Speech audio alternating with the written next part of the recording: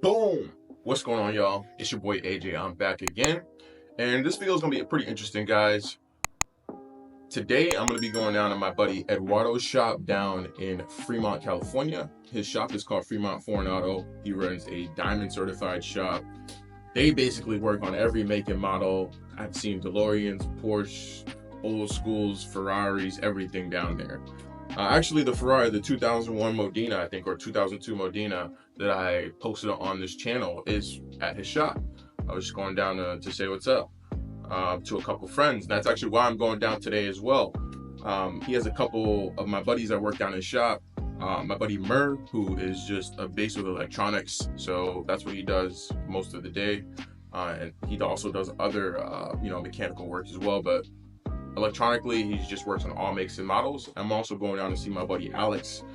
My buddy Alex is a beast as far as diagnosis on just about every make and model. He's pretty cool. He also has an MB Miata. So I have an NA Miata. My NA Miata is, his MB Miata does not have a turbo kit, but my NA Miata does. And it's finally complete. So I've been talking to him for a while. He's been pretty excited. He wanted to see it. And my NA Miata, if you don't really know the differences between both cars, the NA Miata basically has the pop-up headlights. It's between the years 1989 through 1997, and that is what my little white car looks like. But his MB Miata, I believe the years of that car are between 1998 and 2005, and I think his is a 2002. So, yeah, it would be nice to let him, take the car for a spin. Definitely give him a little bit of a different experience since his is, not turbo, and just chop it up with him for a little bit. But he also did me a favor, which is why I wanted to make this video. Now, I wanted to make this video because, I told you guys it's no secret that I've been experiencing some delays in my shifting between gears 2 to 3, as well as gears 4 to 5 when I'm rolling at like a 50 or a 60 roll, and potentially even 5 to 6. It probably is really between gears 4 to 6. Along with when I'm downshifting from gears 3 to 2. So if you have the BH sedan, you're noticing your car is jerking between shifts, or it's really delayed. You're like shifting and it feels like there's like 4 seconds of delay and it like drops into gear and it's like you almost slamming your head on the steering wheel. That is when you know that your transmission is going bad. So in most cases, there are two solutions to this challenge, right? That most people that have these vehicles take.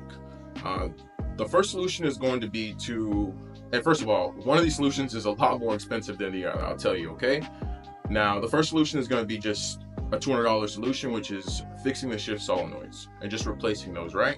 Now, that's kind of also what I'm going to get into. It's just $200. If you do it yourself, basically you're popping off the valve body. You can take a voltage meter, test, see if they have resistance. If they don't have resistance, then they're bad, then you need to replace them. But if the shift solenoids actually do have resistance on all of the solenoids, then the solenoids are good and you don't need to replace them. And it's probably your transmission that's bad and the gears are within your transmission. So most people will either buy shift solenoids, which is $200, or they'll buy a new transmission, right? Now, a brand new transmission was going to cost you about $4,500, brand new, freshly rebuilt, probably OEM to the spec. But if you're going the used route, when I was looking, and again, I may have to start looking again, I don't really know what the outcome's going to be because Alex did some testing for me today. But if you're looking on the used market, I've seen LKQ online. You could probably also look on eBay. There's Shop Earl. There's a couple different, and I'll post the links in the description, wholesalers that you can look into that, will have varying prices based on the year, obviously the mileage and the condition. You just need to make sure that your transmission's year matches up to your vehicle. Don't buy a transmission that's not going to match up to your vehicle. So make sure you double check that. But yeah, usually a used transmission will cost you about 1 to 1.5K, and you could probably find one with relatively low miles. Now, those are the two options, right? That's a big difference, and you probably have to get it installed, and that's another probably 1 to 1.5K. So, you're looking at, from the transmission standpoint, spending between 1 to like 6K just for the replace of the transmission, and for the solenoids, I would say probably between $500 to $600. Maybe a little bit less if you do it yourself, right? But instead of just buying both of those parts and having, you know, a Hyundai factory in my house, I'm gonna do testing and diagnosis. That's why I think testing and diagnosis is important. That's why if there's not something I can't figure out, there's something my buddy Jeremy and Brian can't figure out at the shop, or you know, if there's something that even some of my close friends can't figure out, I trust Eduardo in his shop. And quick diagnosis is gonna save you a lot of money. If you're going through, you know, weeks trying to figure this out yourself and it's out of your mechanical expertise, so you don't have the space to do it, just take it to a shop that you know, or ask a friend that is an expert, because it's going to save you a lot of time and a lot of money at the end of the day. So diagnosis is key, and that's why I'm going through the route of doing diagnosis before I just throw parts at the problem. And I have my buddy Alex test these solenoids today, so I'll figure out when I go down, after we, you know, kick it for a little bit, chop it up, let him take the car for a spin, I'll figure out, you know, basically what the results of that diagnosis is going to be. Hopefully the solenoids are not holding resistance, but if they are, then that's going to be bad, and that means I need to basically buy a new transmission. And you guys, I'll take you guys on the journey of me purchasing a new transmission, breaking it in. I'll let you guys know how much it costs. Really, you know, do I feel a difference when I'm driving, so on and so forth. But that's enough yapping, guys. I hope you guys, if you've made it to this point in the video, don't forget to like the video. You know, slap the subscription button and hit the bell so you're notified when I drop more content. And I'll pick this video back up in about 3 seconds when we're walking through the shop and walking to my car. So 3, 2, 1, let's go. Guys, so we're gonna head over to the gym. Now, told you guys we went and tested the solenoids. Had to drop the pan, which you can see right here. And yeah, I got my boy Alex here from Fremont Foreign Auto, man. Wanted to have him give just a quick demo. Obviously, we've been experiencing some issues with the trans shifting between gears, you know, 2 to 3, 4 to 5, 5 to 6. So instead of just replacing, obviously, that trans or replacing those solenoids, we want to just do a quick test. So yeah, I wanted to let my boy Alex speak to the rest of what he did. All right, 5.5.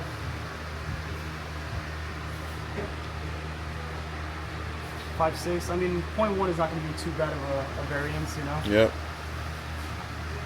Kind of all the way through. And I guess so if the resistance, you're basically testing resistance, they should be holding their resistance, and if it's not, usually just means that they're cooked and you need to completely replace them. Yeah, so like right now, just through the meter itself, we got 0.2. This is just showing that like just the resistance through these lines are around that 0.2. Yep. So testing through the solenoid, what we're looking for is anything like outside of a specific range. So inside is just a magnetic coil that moves back and forth. So if that coil is, let's say, damaged or that circuit's damaged, that resistance is going to be through the roof. Yep. And that's what's going to cause like either a non-shift situation if it's that bad, or just a delay because it's causing too much current to be pulled through to activate. Gotcha. So right now, because of all of them are pretty unanimously 5.5, 5.6, I can't even really condemn the solenoids. Maybe they might have a little bit of gunk in them, but as far as activation-wise, they're looking good. Good, cool. All right. Thank you, man. All right. Valve body out. Tested solenoids. All the solenoids, internal resistance is good, meaning we don't have anything internally burned. But as those solenoids activate, it modulates the pressure in these channels right here that go through the transmission. And so these passageways should have a lot of pressure, or at least hold a lot of pressure back. So this is a good example right here. You can see a lot of pressure coming out. This one as well. A lot of pressure coming out, as much where the seal pops out. And then the last channel right here, you can hear it traveling through the transmission. Basically, the inside bushings for that transmission are starting to go out. It's letting that pressure leak. So even if the solenoid is shifting fine, it takes a while for that pressure to build up. That's what's causing that delay in the shift. Got you. Cool. So I guess now we're at the point where we need to figure out if, you know, what the cost will be for either just a rebuild for the transmission or just buying a refurbished one, and what that cost will be. So we'll go from there, guys. Awesome. Stay tuned for the next video, man. Don't forget to like, share, subscribe, and hit that bell, and I'll catch you guys on the next one, man. Deuces.